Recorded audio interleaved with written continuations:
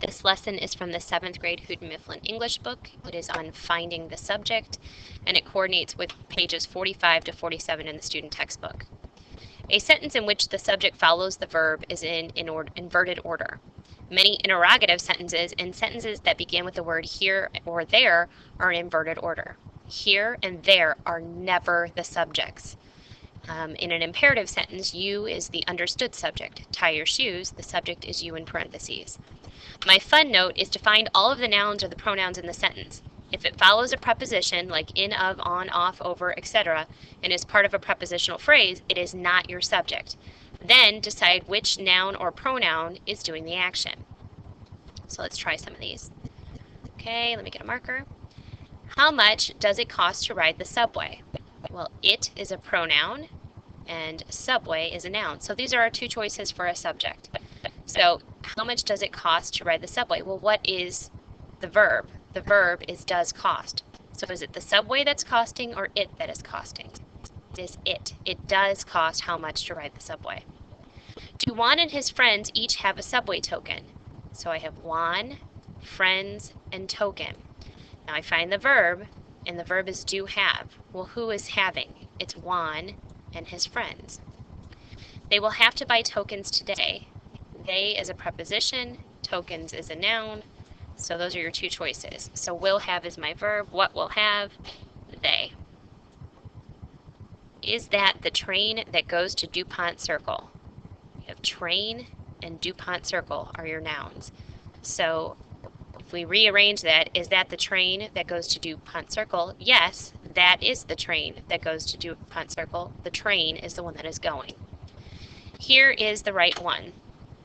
Here and there are never subjects.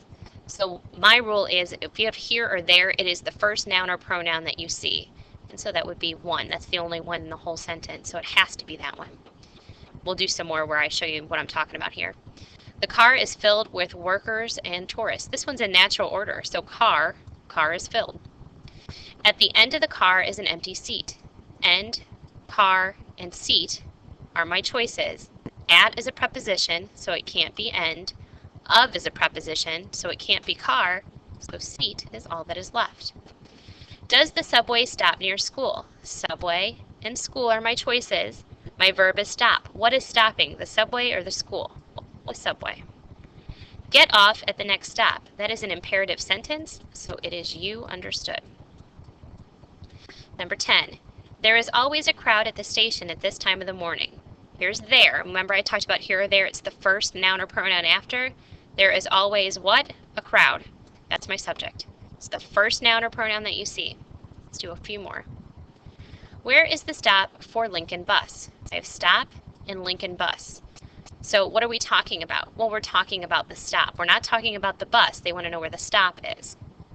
Okay, there is a bus at the corner. Here's there, so we got to take it to the first noun. There is a bus. Bus is my first noun after there. That's my subject.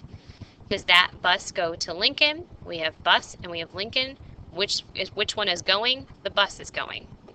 Look at the sign on the back of that bus. It is telling me to do something, so you in parentheses is my subject.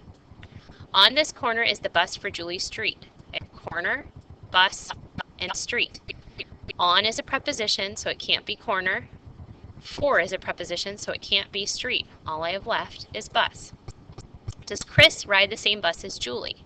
Chris, bus, and Julie. Who is doing the riding? Chris is. That is my subject.